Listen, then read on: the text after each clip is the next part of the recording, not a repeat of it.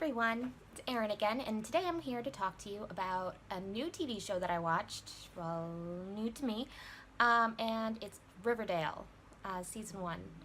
So everyone on Facebook was all talking about this when it was posted recently to Netflix. So I finally decided, okay, let's do it. I've never read the Archie comics. I know they exist. I had a friend at one point who was kind of into them-ish in high school. Not really something I've ever been exposed to. I know the character names. I knew Archie, Betty, and Veronica. I think that's about all I knew going into it. Based on, it has the same characters as. It's almost as if someone read the Archie comics and was like, you know what this needs? More death and sex and murder and craziness and sleeping with teachers and Anyway, this is going to be my season 1 kind of recap review type of thing because I just finished watching season 1 yesterday, and oh my god, that ending though. And from here on out in the video I am going to be warning for spoilers. So spoilers ahoy, all that stuff.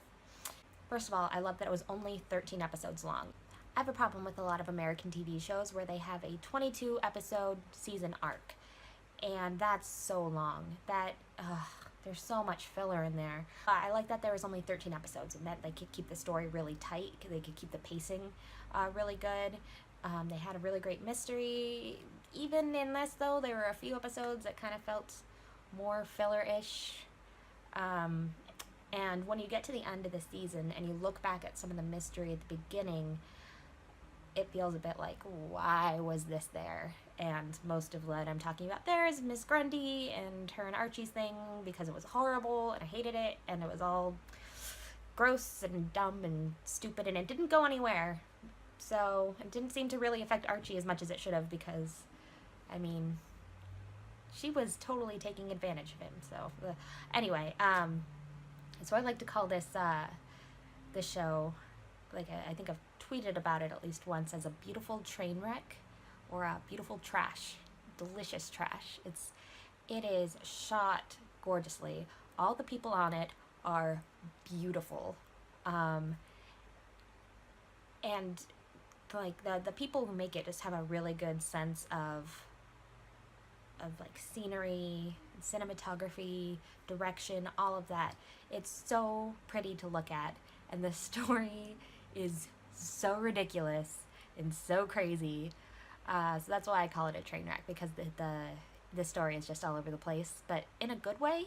Like, I'm not saying it's bad. I'm just saying that it's not. Oh, it's not like real life. Archie is very nice to look at. I can't believe that the actor is only 19, because he has the body of someone who's older than that. And he kind of sucks. Not the actor. The actor's great, but Archie in general, like, he just makes a lot of stupid decisions. Veronica's okay. I like her more than I expected to. I came into the show, I guess I kind of thought, especially based on the first episode, that she was going to be the rich bitch. And especially at the very beginning, I was like, oh, I see where this character's going. But they didn't take her that direction. She has like little shades of that, but she's more complex. She's just super nice and cool. I'd want to be her friend. Betty is interesting. I want more information about Betty. She talks about how she has this darkness inside of her and how it scares her, and we definitely see that in one of the first episodes of the Sticky Maple thing. So I'd like to see that, because she definitely has a little bit of crazy personality turns where she's super nice and sweet, but then she can go crazy, get dark quick.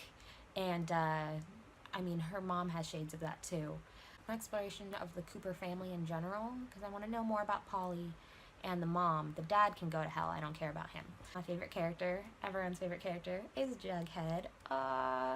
First of all, just the most sympathetic character on the show. Like, you can't help but just want to give him a hug. Everything shitty happens to Jughead, and he's just like the nice, quiet, sarcastic loner in the corner, and it's like, ah. So basically, Jughead's the best. I love him with Betty, and I hope they stay together. But Jughead is asexual, so we will see how that goes. I know a lot of people were angry when Betty and Jughead got together, because they're like, well, he's supposed to be asexual, blah, blah, blah, blah, blah. Anyway, asexual does not mean aromantic, so I'm fine with him having a romantic relationship. Asexual doesn't even mean that never has sex, and he's like 15, 16. He's still figuring things out. One more Kevin. Kevin is awesome. He's a little bit stereotypical gay friend, but he's also hilarious, and I love him. Like, I would love to be friends with Kevin. I love how he's just there for the drama. It's like every time Cheryl does something, he's like, yes. Cheryl is also great. She is a crazy, crazy bitch. But she's very entertaining, and I hope that she continues more in that crazy, crazy vein that she did in the last season. I feel really bad for her, especially with the whole lake scene in the last episode.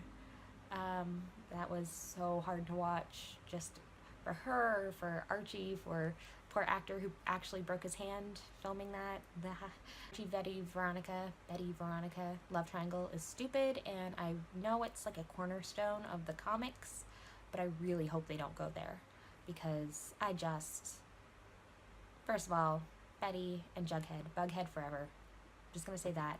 And then I like Archie and Veronica together. I really don't think they should be together yet, because I think he needs a break from girls, just to, figure out what the heck is happening and get his act together. It's annoying because Betty was so into him at first, which is fine, and then she confessed, and he was like, I don't feel about you that way. So she moved on, and now, in the last episode, he's been looking longingly at her, and then he tells Veronica, oh no, I was just looking at them and seeing how in love they were, but it just made me think that's what I have with you, and all that stuff. So but that's not those longing looks, that's not what they were.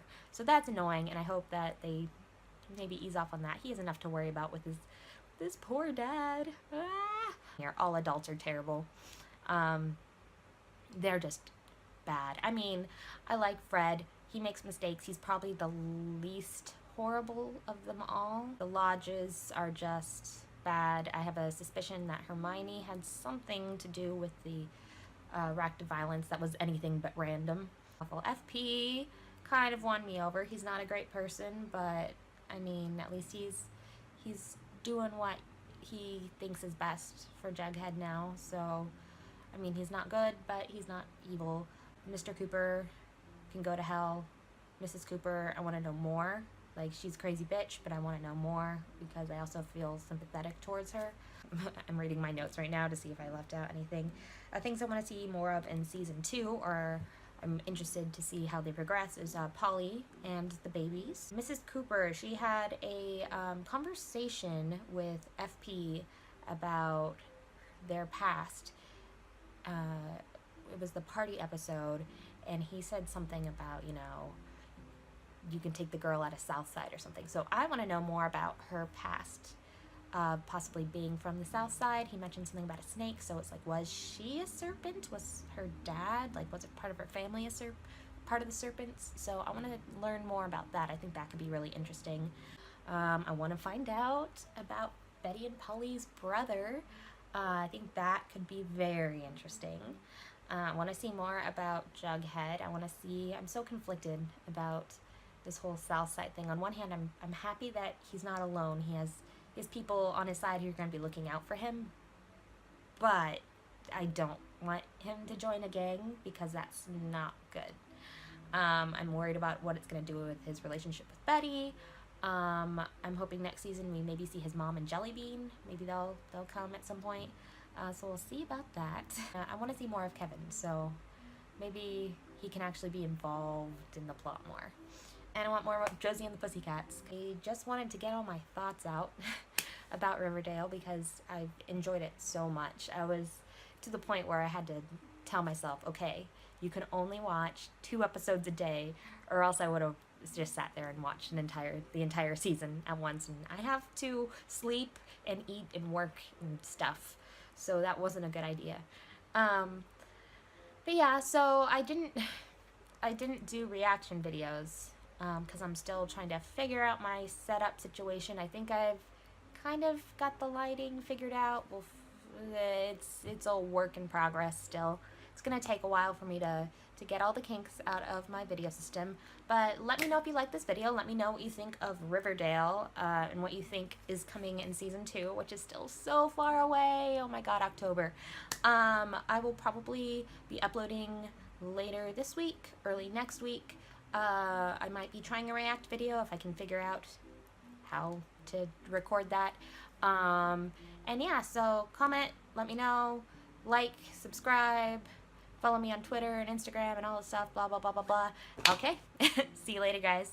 Bye.